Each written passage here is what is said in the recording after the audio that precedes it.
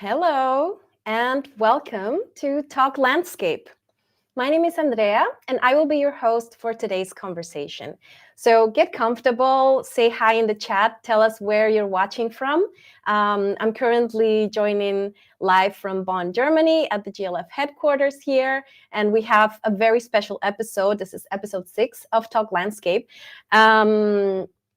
And I'm so excited to bring this conversation to all of you and bring you into this conversation about various interconnected crises that are affecting our daily lives and the ways that communities and world leaders and youth and the global community is finding to tackle these interconnected crises of land degradation, biodiversity loss, and climate change, extreme weather events, and global warming. Today, we're going to not only go into what we have achieved so far in terms of negotiations at this high-level United Nations Climate Conference, but also how these negotiations feed into the daily lives of communities who are directly being affected by the effects of these crises. Not only that, we also want to see what are the ways in which the lived experiences and the realities of farmers, of youth, of activists can feed into these conversations, into these high-level negotiations that might sometimes feel like they're happening in another planet. So we're bringing everything together, bringing your questions, bringing your comments on how we can bridge the gap between high-level talks, climate negotiations, and real life, on-the-ground action. I am excited to welcome our first guest of today, Alokita Jha, who is joining us from Berlin, Germany, but is originally from India. Alokita, welcome to Talk Landscape. It's great to have you here. Thank you, Andrea. Thank you for the nice introduction. Happy to be here. Wonderful. If you could speak up a little bit, it would be much appreciated. And then we get started. I also want to encourage everyone in the chat to send in their comments, their questions. I'll be looking at them. We'll be showing them on stream from time to time, and we'll be taking them into account for this Talk Landscape. So Alokita, let me just dive into my first question to you. You just came out of a focused discussion on implementation for financial mechanisms for loss and damage. And I know everyone, that sounds very high level, very technical. But first, I wanted to ask you, Alokita, how does the three-pronged crisis of biodiversity loss, land degradation, and climate change actually affect communities on the ground from your perspective? Yeah, that's a very interesting question, Andrea. Thank you for asking that. Yeah, so I was part of a recently meeting on Warsaw International Mechanism for Loss and Damage. So it was a very technical meeting at the first place. But these are the meetings which actually decide the future of the community at the local level who are going to be impacted by the effects of the climate change. But it is through the community that these texts or the policy are to be transformed. So these three conventions are very interlinked and very much affect the life of and livelihoods of the people at the local level, because when we talk about land degradation or the biodiversity degradation, it's very much interlinked with how a farmer is living in a community at the local level, and how the agriculture or the climate change or change in the rainfall pattern is going to affect the production of the crop or the environment in the vicinity of a particular farmer or the community. And then what are the mechanisms which are at the top level which are going to protect them from these changes? Are there mechanisms related to finance? Are there something going to be in the future to help them navigate these situations? So is there some kind of buffer, some kind of changes at the policy level which are going to protect them? So yeah, so problem exists. The problem is very much visible, especially in the developing and the underdeveloped country, where farmers are already affected by the changing climatic patterns, heat, rainfall, and then the effect of what is happening at the top level. So this is interlinked. Yeah. Thank you for this overview, Alokita, of how these crises are directly affecting farmers in this case, But I also want to look at the effects on um, other communities in specifically the Latin American region. So for that, I would like to bring in our next guest, Benjamin Carvajal, who is the founder of the NGO 1.5. Benjamin, if I am not mistaken, you're joining us from Chile. Yeah, exactly, from Chile. Wonderful. Thanks for being here on this Talk Landscape. So Benjamin, can you tell us a little bit what are the main impacts of these three interconnected crises of biodiversity loss, of climate change, of land degradation, most felt in Latin America? Of course, from your perspective, you are an expert in just energy transition and in youth empowerment. So what can you tell us? Where have you seen the most the highlighted effects of these three crises in Latin America?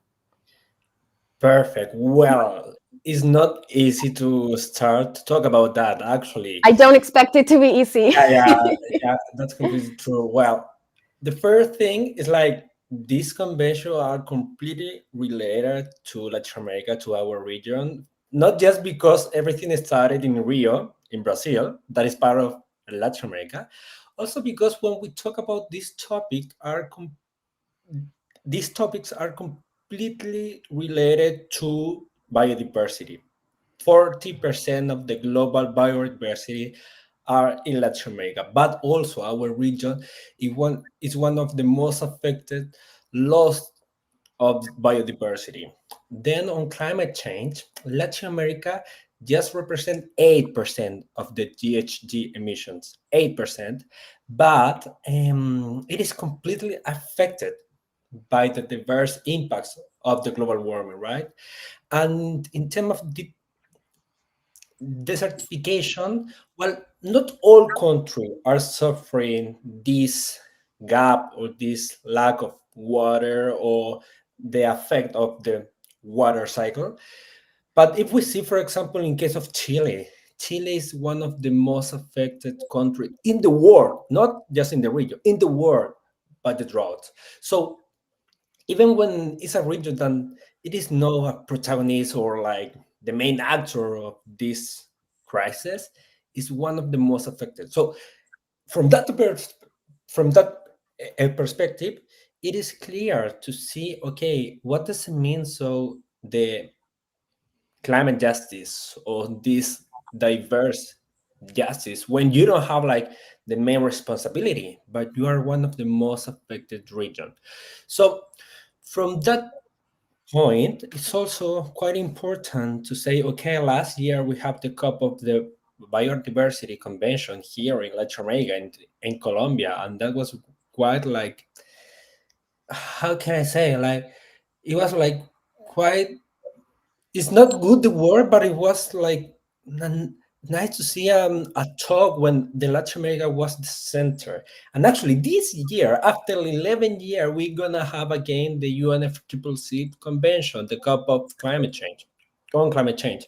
So the idea is also to bring together and to put at the center not just the mission, also people, ecosystem, and understand that the biodiversity, climate change, and desertification are like completely connected, are, and those are not like three different crises that the world say, okay, I'm gonna affect that in on climate change and then the biodiversity. We have to see everything as a like a very strong network, as an ecosystem, as it is. So that is our idea of the to put that topic, those topic actually, in the COP 30. And fortunately, the COP 30 presidency have been quite clear and to put that on the center of the climate negotiation. Benjamin, you mentioned an alarming cipher for just how little emissions the Latin American region is responsible for. So 8% of greenhouse gas emissions are actually coming from Latin America. And I'm sure the case would be the same with regions in Africa and Asia Pacific. So, Alokita, could you tell us more if there is this disparity in the Asia Pacific region, and how do you deal with this disparity when it comes to allocating financial mechanisms or allocating finance for tackling loss and damage in the region? So there is a clear-cut disparity. This is a very important point for by Benjamin in the previous discussion, that disparity is very much visible at the local level, especially. So within the Asia, it's very diverse in nature. There are some countries which are near to the ocean, and there are some countries who are at the in the different areas. But the level of changes in these regions are very varied. Who is impacted in different region is also dependent on where we are living as a person, especially young people and who are at the transition.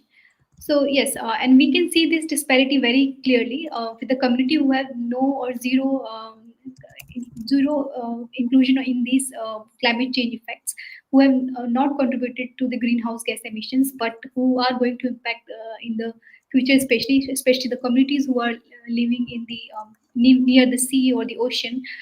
They are the one who are going to be impacted very early. Like the impact is clearly visible even now, especially for the youth who are facing the impact, not just the tangible impact of loss and damage, but also the impact related to mental health or non-economic loss and damage, which is going to impact the future of their education, their health, and also how are they growing in the coming days.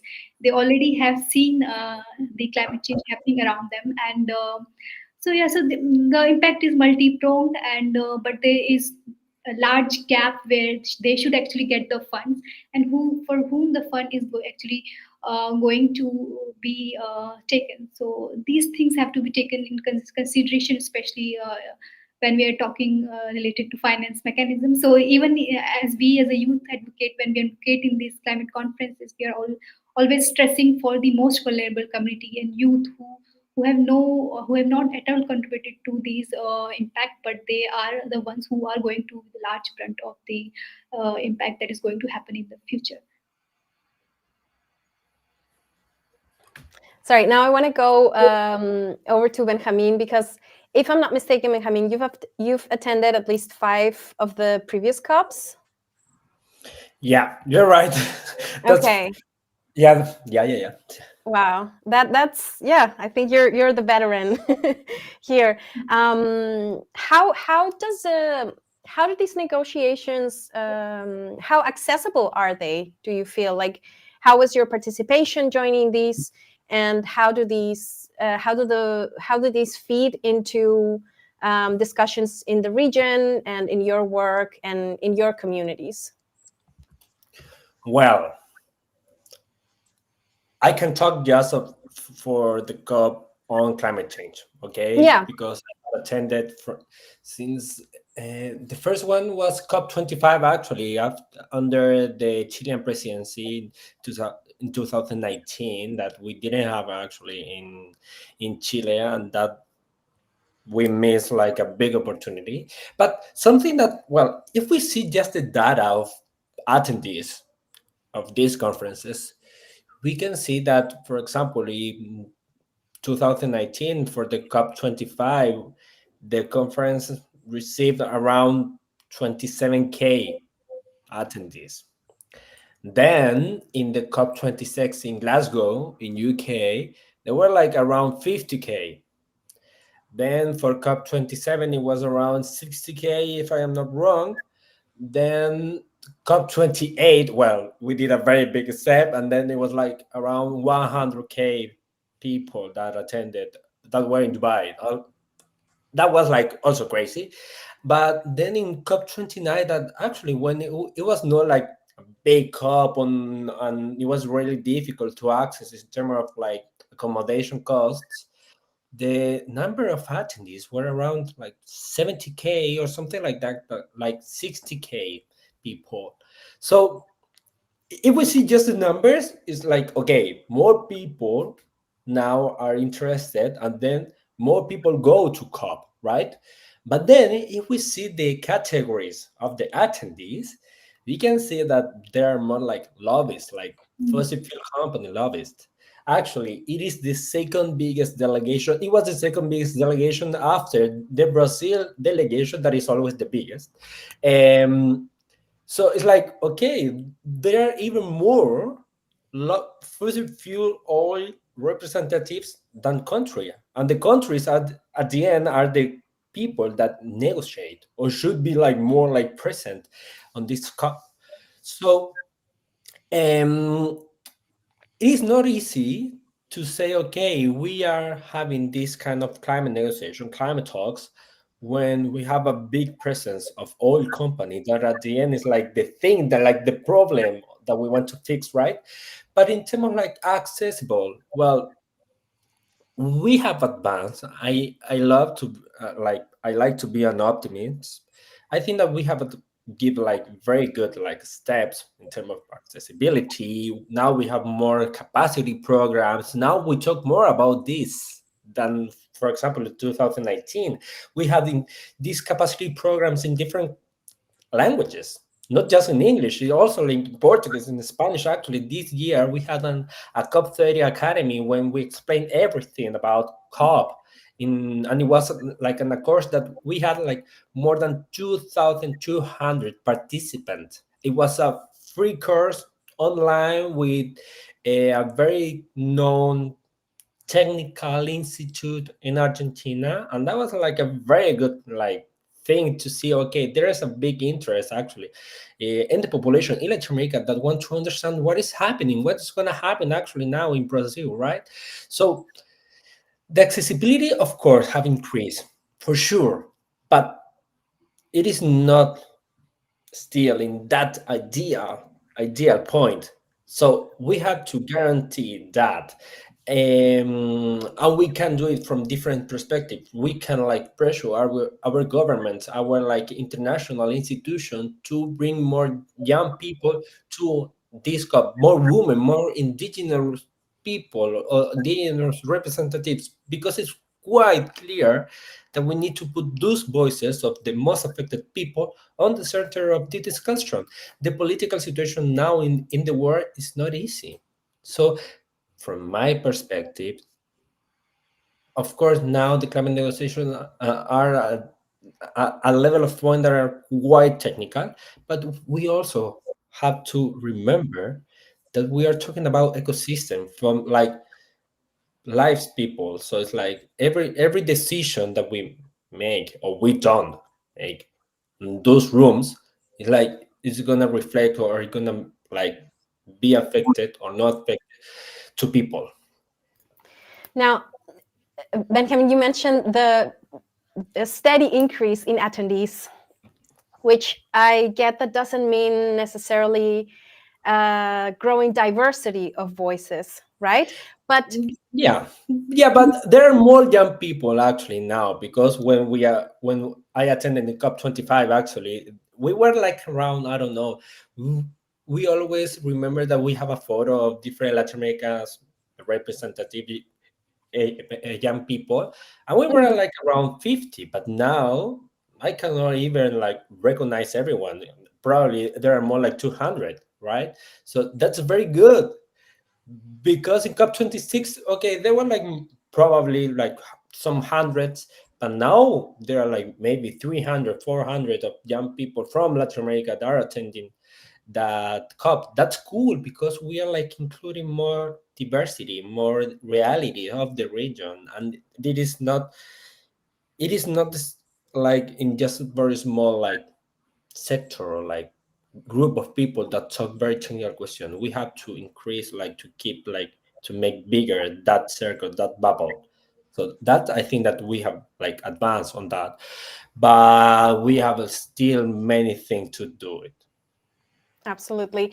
Now, I want to ask Alokita if you feel like by following in whichever way, by following these negotiations, do you feel like they're tackling the three the three crises in an interconnected way, are there any wins that you feel like have been made towards actually finding synergies and tackling the crisis of biodiversity loss, of climate change, and land use in an interconnected way?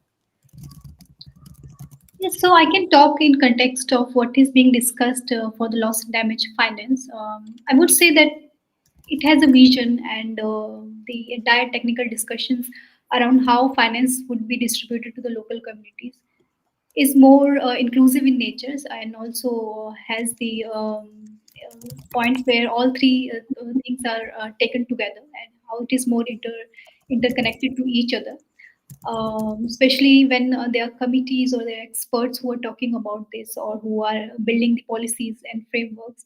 They discuss it based on how it is connected land, biodiversity, and also the climate change, and then how to take all these things together, and then how can finance flow in such context. So in context of loss and damage finance, it is taking the synergies between three sectors, and considering these three perspectives together. But in context of other discussions, I'm a little skeptical in nature, because I think it also largely depends on what kind of groups are advocating for a particular policy text, or for a particular convention within the entire finance discussion. For loss and damage finance, for it's the multiple groups who are part of this discussion: youth, NGO communities, and there are other observer groups who have been pushing to make it more inclusive. But of course, there's a lot that needs to be done. So so it depends largely on who is advocating for it, who is getting the space within this discussion. So as to make it more interconnected, more synergized. And that's why I always say that people are generally not very hopeful for these COP discussions, but ultimately these are the places where the future is going to be decided, and it has to be very inclusive in approach, taking all the aspects of society, all kind of people who are affected by it, who can actually tell these policymakers to include the various perspective, because otherwise at the top level it's always things that seen in silos. But who are affected by such impact, they know how things are not to be taken in silos, they have to be taken together, and communities have to be there to push for that. And when communities are there, then decisions are taken together. Otherwise, it's mostly top down and considered not together. Now, I want to also ask a question to our audience watching. Please chime in the chat. Do you think that the high-level talks like the United Nations Climate Change Conference, or the biodiversity, or the UNCCD COPs can actually affect communities on the ground? Like, have you seen any real impacts from these negotiations? That's one question that I want to ask to the audience. And I also want to ask back to you, Alokita, and also if anyone in the chat wants to chime in. So you mentioned, Alokita, that of course the effects and the decisions can be felt in a holistic way, right, on the communities. Like the effects of climate change do not differentiate on who they affect, obviously. So how do you? What are some ways or some mechanisms that you feel are already working in bringing the voices of communities on the ground to these high-level talks, to the world leaders that are ultimately taking this decision? How do we reverse the flow of information, of decision-making, rather than going from top down, from the bottom up? What are some hopes or some pathways that you can point us towards too? So I can start with my experience of Of leading course. a group of youth, and then including them in this discussion, and how was that possible, so to have the more inclusive participation of them in this high level discussion that we say, first of all, at the outside, I want to say that although we say that these are high level discussions, but they seem like high level discussion, but all the points are coming from the flow of the local community, and then they are put into different jargons so as to make it very complicated for someone who's going to be impacted at the last mile of the chain. So what's working so far is, first of all, understanding why was there no inclusion, why is there still a discussion where it's very difficult for a local community to be there, or for different stakeholders to be part of this discussion. Is that again, we say that this is very technical in nature. So first of all, what is working as a youth for us is the capacity building, how to make this language very easy accessible for different kind of communities or youth around the world, or the different communities to be able to understand this in a simple language. This sounds very technical or very difficult at the outside, but we generally take into this in the context, and we run a lot of capacity building sessions so that they can be part of it. Secondly, what is more important is that although you can be very much skilled or have the capacity, but you won't have the finance to be part of these processes, because to be in these meetings you need to have some access to resources, so then you can easily participate, or you should be part of those meetings, or you can go to COP but you cannot be part of those meetings which are actually deciding. So how to find that entry points, so that's very important. So finance, entry points, capacity buildings, all three things have been that's what we have been working on, and that's what actually has made the entire process more inclusive for different communities to be part of these high level discussions. And Benjamin, for you, what are some of these entry points? Because in your organization in 1.5, I think an important aspect of your work is actually building capacities for youth, right? Yeah. So what are some entry points specifically in the case of a just energy transition and how this translates to communities, but also in general, so how to take more climate action and bring it forward to these discussions and bring them to the reality of people. Yeah. Can I add something that actually you asked before? Yes. Well, thank you. Well, something that is gonna be the heart of this COP30, it will be adaptation, right? Well, in this new climate change conference, the country have to decide, okay, how we're gonna measure the success of adaptation. In mitigation, for example, we can measure in terms of like ton of CO2, right? Like how we advance or not on mitigation. Instead, in adaptation, we don't have indicators. And those indicators are the main topic actually of the climate conference this year. We have to decide, okay, which indicators or with which indicator we are going to measure the adaptation. The thing is, like last year, we had a set of 1,000 indicators. After the Bonn conference, the country decided to have 490 indicators. And the idea or the goal is to reach no more than 100. Actually, now in Morocco, if I'm not wrong, there were a technical meeting where they decide to have like around 100, or they have a proposal for 100.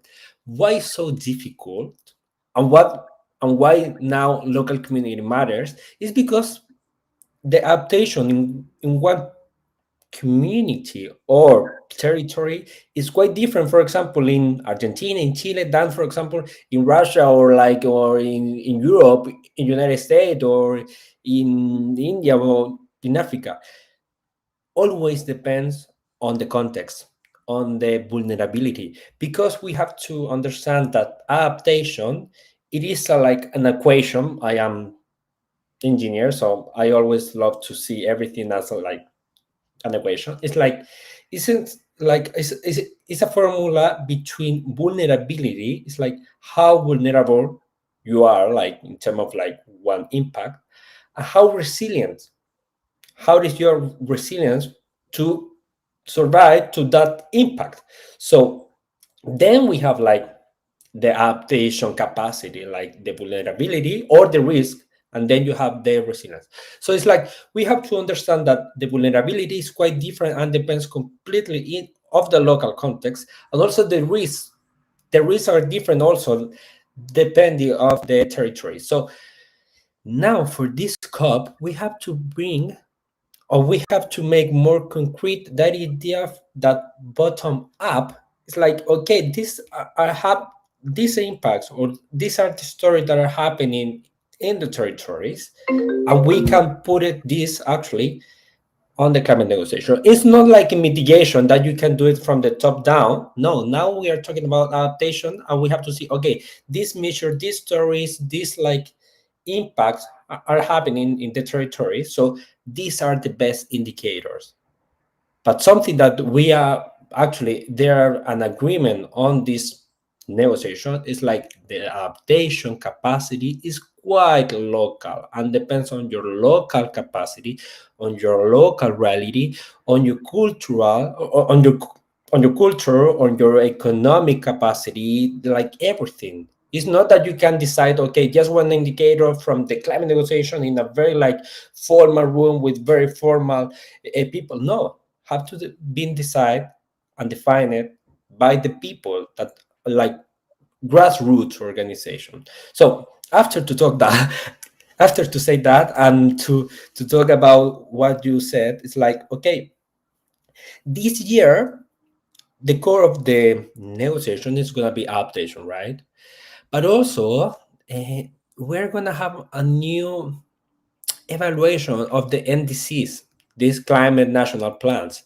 And we are gonna see, okay, if these countries are gonna consider the outcomes of the global structure that was decided in COP28 in Dubai. That Benjamin, was, just yeah, for those who don't know what NDCs are, can you explain that to us? yeah. Okay, the global stock take, sorry, it is a document at the end. Well, everything in a documents are like, yeah, files. But this document that actually the first version was in COP28, that it was in Dubai in 2023. It was an evaluation of how has how has been our progress in the Paris Agreement. That means like how has been our progress to limit the global warming or the global temperature no more than 1.5, or the idea of 2.0 degrees. So it's like, okay, the country are doing something. How far are we from that goal? That in terms of mitigation. But then in adaptation, it is okay, we have to increase the resilience, the adaptation capacity of our country, of our people. So that document at the end is like an evaluation, how has been our progress, what we have to do to be all again on track of the Paris Agreement goal, right? So it's what kind of like a set of recommendations. The idea on or why happened actually in 2023 is because then the country have the capacity or all the resources, the information of what they have to do to update their climate national plans. If we see like, if we say like in a more like friendly way, that are the NDCs, right? So what we are now waiting is to see, okay, if the NDCs, the climate and these national climate plans are including those recommendations, and those recommendations in terms of mitigation or energy, why or were like quite clear to say for first time in the history of the COP the responsibility of the fossil fuels. It was the first time that a COP document or cover decision included that we have to transition away.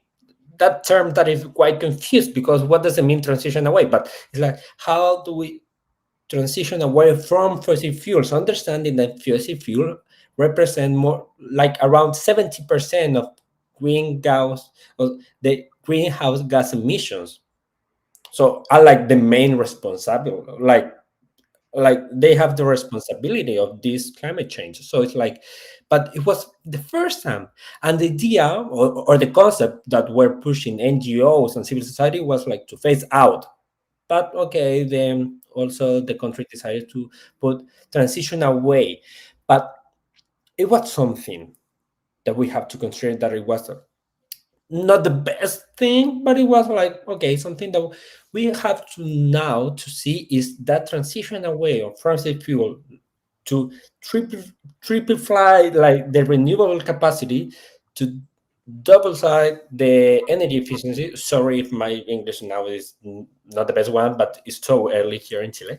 And it's like, okay, we have to see is that like if those like goals or like new goals are included in the NDCs. So COP30 is going to be also opportunity to see the real ambitions of the country, and most important of the most responsible countries of the GHG, the greenhouse gas emissions. So it's going to be key in terms of energy, because now is the moment to implement, not to talk more about like cover decision, this big like documents with very like, I don't know how to say, but like very like beautiful words, but at the same time technical that you don't understand. No, it's like, okay, let's implement, and those implement are gonna be the indices. Thank you so much for giving us your yeah, what you're going to be focusing on basically and following, and your key points at the upcoming COP30 in Brazil, which, like you said, and many are saying will be and has to be the implementation COP, right? Alokita, what are these points for you? Oh, I'm sorry. I see that Brian Kithinji has been able to join us, so I will just quickly say hi to Brian and bring him into the conversation. If you can hear us, let me bring Brian in. Hi, Brian. Can you hear us? Hi.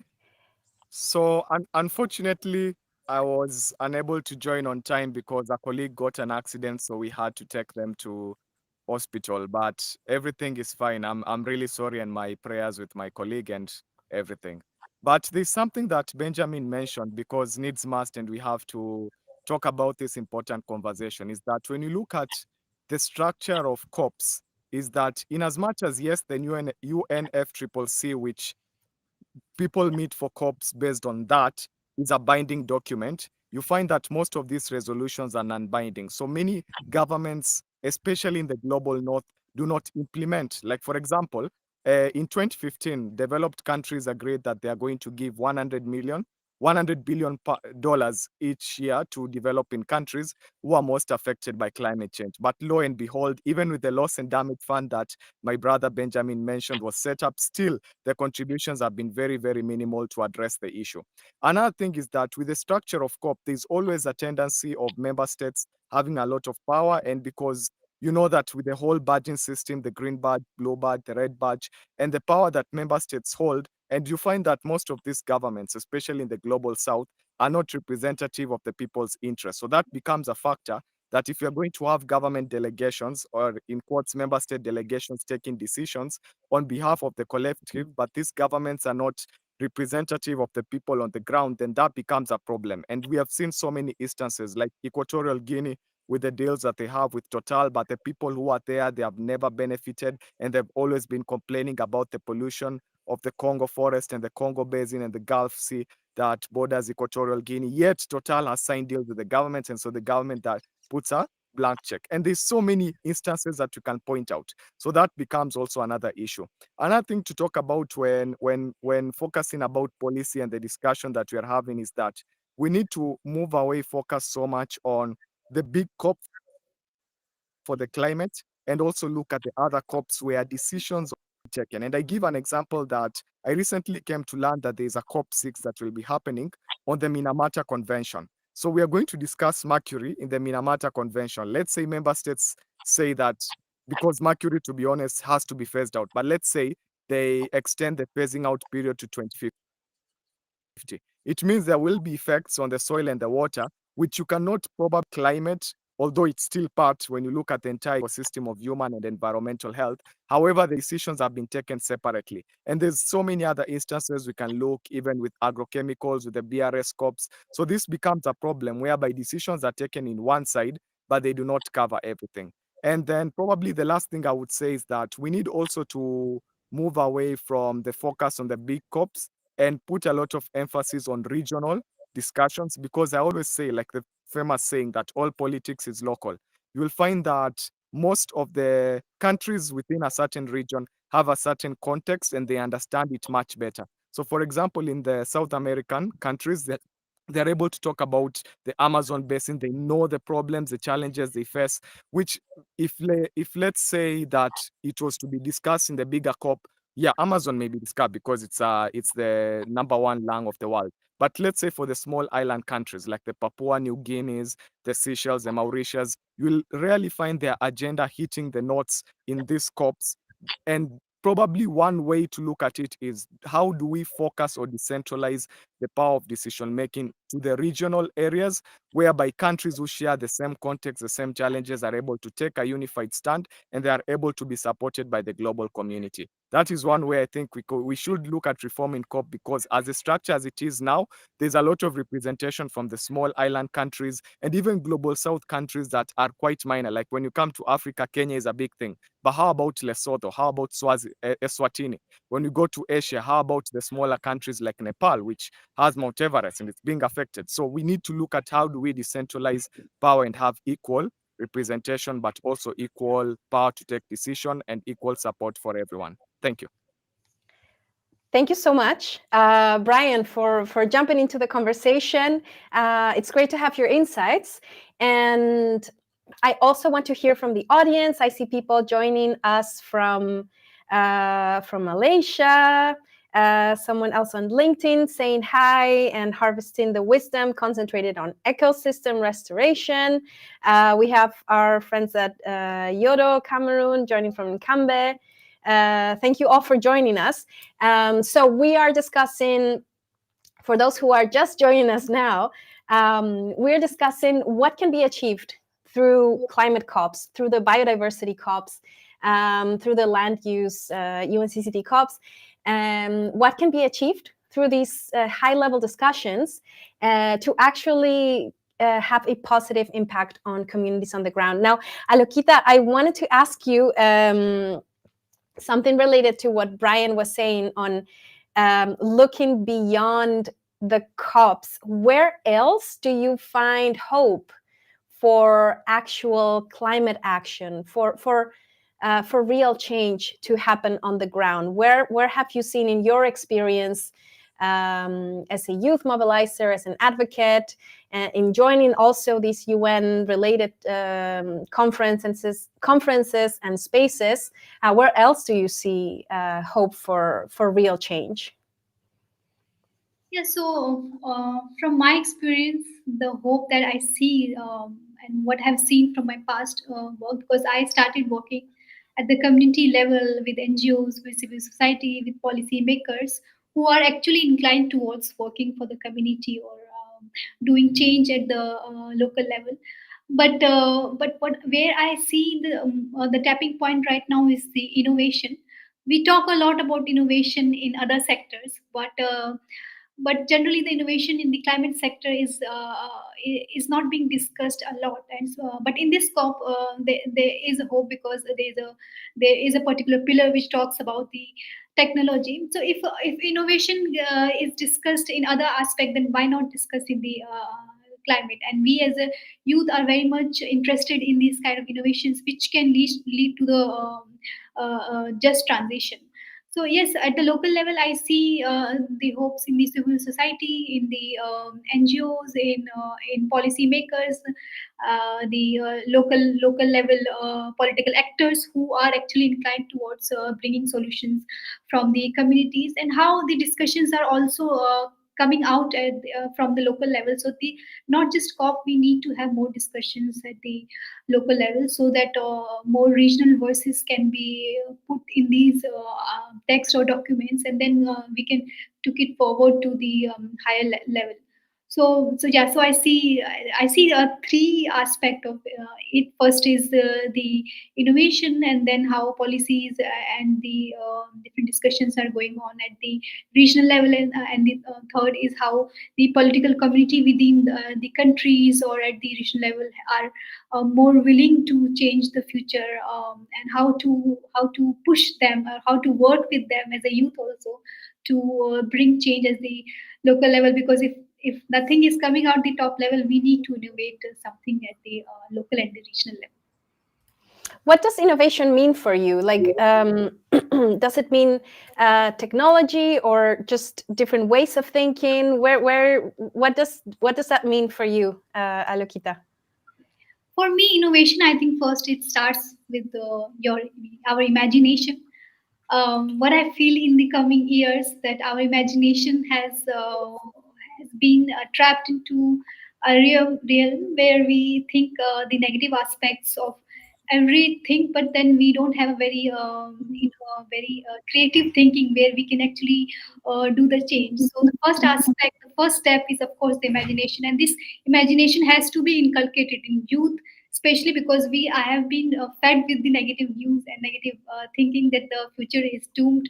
But if the imagination and the foresight is built into us, where we can innovate, where we can bring the technology which can lead to just transition for us and also for everyone around us, that's the first step for me. And then comes the creation out of it. First is creativity and then the creation. Wonderful. I really like that. And I would, before passing on the mic to Benjamin, I want to ask everyone, where do you see hope? Where do you think real change can happen on the ground? It doesn't have to be, yeah, just let us know in the chat. We love to read your comments. We're loving that this is getting super interactive. People are saying over LinkedIn, over Facebook, hi, and really enjoying this discussion. So hi back to everyone. So now over to you, Benjamin, if you want to chime in on anything that Alokita has just shared. Yeah, actually, I wanted to answer also to that question specifically after that we had the very sad news that Jane Goddard just now are with us, but in other dimension, let's say. I still remember that in 2000, in 2022, in a summit actually in Paris, I had the privilege to ask her actually she can how she keeps actually her hope alive, because she has seen like so many. I mean, the world that she saw when she was young, it is quite different to the current world, right, in terms of biodiversity.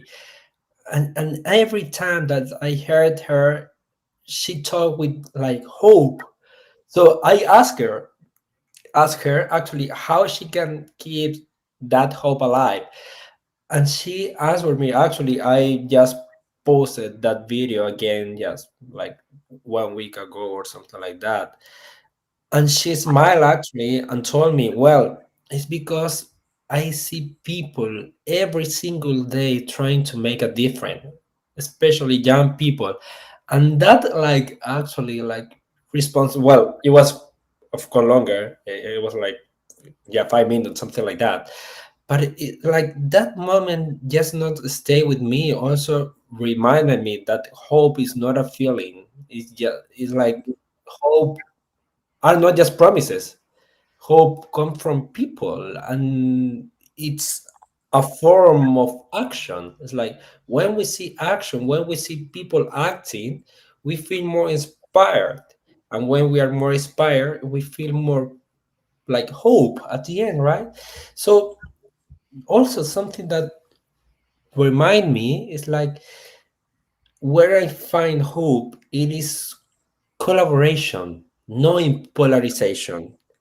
And that word, or those words actually, are quite important now, even nowadays, when we have leaders that try to polarize us. But we also have to understand there are like thousand and hundred millions of people like scientists, policymakers, indigenous leaders, young people that are working together, not like symbolically or just putting for a picture. No, they are like actually feeling this call of action, and they are like implementing that. So it's like, and also trying to bring like our regional like experience, like in Latin America we try to do that, something like really beautiful. I'm gonna share like something like when you're abroad and when like you see other like Latin American friend, yeah, colleague, even when it is the first time that you meet, it's like we are Latin American, and we feel like something like a kind of connection. So that connection we try to make, or to feel that connection with the world, right? It's like we are the inhabitants, we're just like passenger of this beautiful planet. It's like we have to feel also that connection. So in terms of like hope, I see hope when I say people acting and people connected. So please don't lose that connection, because more than in every single moment of of the history nowadays, today we need more connection than ever. Thank you so much. And I love where this conversation is taking us. We are slowly nearing the end of our episode for today. So thank you so much, Benjamin, for sharing this such a positive message of unity and looking beyond the climate negotiations that we are going to be focusing on. So yeah, before we go into your final message, Alokita, and your final message, Benjamin, I want to ask you if you could see one concrete thing, one concrete result coming out of this year's COP30, what would it be? Let's start with you, Alokita. Give us a very quick overview of one thing you want to see coming out of this year's COP.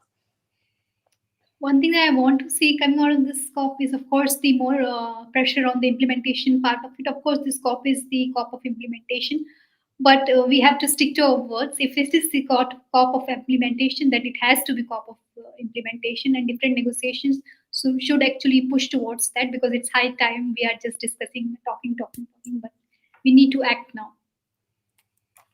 Thank you. Now over to you, Benjamin. If you could see one thing coming out of this year's COP, what is it?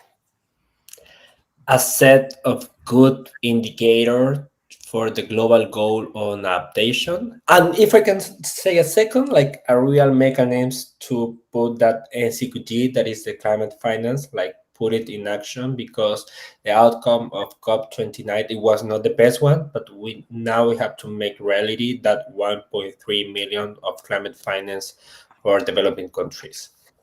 Wonderful. So we have 2 points from you, and implementation from Alokita, finance, and clear indicators. Yes. Yeah. Amazing. Okay, so we are about to wrap up today's conversation. I would love to ask both of you any final messages, anything that you would like to share, anything that we might have missed or you would like to add to this conversation. Also, for anyone in the chat, you have time for one final question. If you want to ask something very specific to Benjamin or to Alokita or contribute to the conversation, write it in the chat now. So yeah, anything that you would like to share with us today, Alokita? Yeah, so one of the concluding points that I want to give through this discussion is, like already discussed in the previous discussion, is that we have to keep the hope.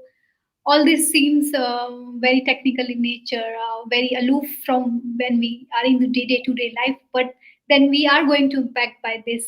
We are already impacted by this. So we have to take interest in this, no matter how much you like it or you're disgusted by this discussion, but we have to be there, and we have to demand what we want in the future, or what is already happening. Wonderful. And before jumping into Benjamin's intervention, I would like to highlight a comment from Siti Subaila, Suot Hajat, sorry if I mispronounce your name, joining from Facebook. And they said real change can happen when we are able to identify the real problems and challenges faced by communities. So actually, looking at indicators. This might relate to that as well in some point. And they say, especially at the grassroots level, from there we can work together to find solutions while recognizing the potential of communities that can be developed into sustainable economic opportunities. That's also an important point, how to build a sustainable economy, whatever that might mean in the future. And they also highlight the importance of innovation, collaboration, so echoing much of what you both have already shared throughout the conversation. Now, over to you, Benjamin, for any final messages for everyone watching today. Yeah, well, something that I would like to add is like now in November, in Belém, we will host more than a conference, more than a climate negotiation. It will host a region's voice, a global south voice from the Amazon, but also from the deserts, from the different reality of the region. We have to understand that Latin America also can put a lot of like tools and experience on the table to talk about. So it is gonna be a global South conference, and we have to make that idea a reality, but it's gonna depend on us. So let's make that Absolutely.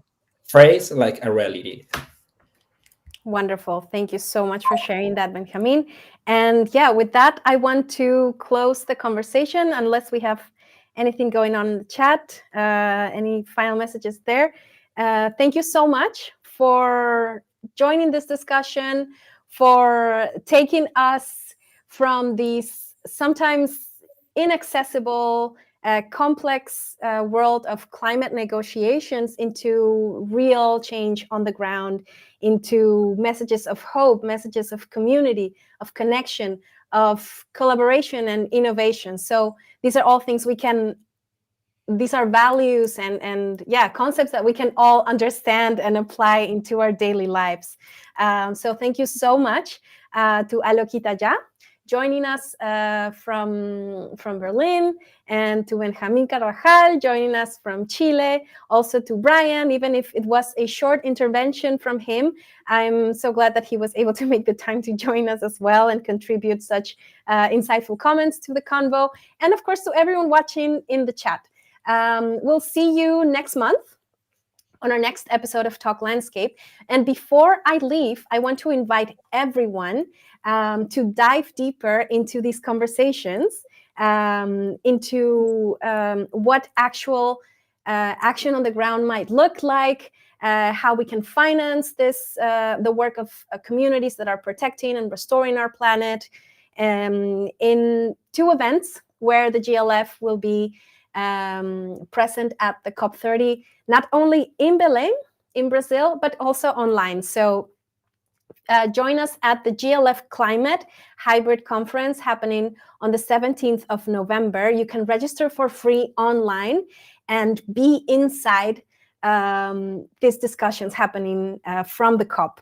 And also join us at the 8th Investment Case Symposium on the 18th of November, also happening both in Belém, in Brazil, and online for everyone to watch. We will post the links in the chat. And yeah, make sure to stay tuned. Sign up for free to these 2 events. Follow us on social media. Sign up to our newsletter so you don't miss any upcoming Talk Landscape episodes. And yeah, just stay connected with us. Thank you so much for joining, and see you next time. Bye.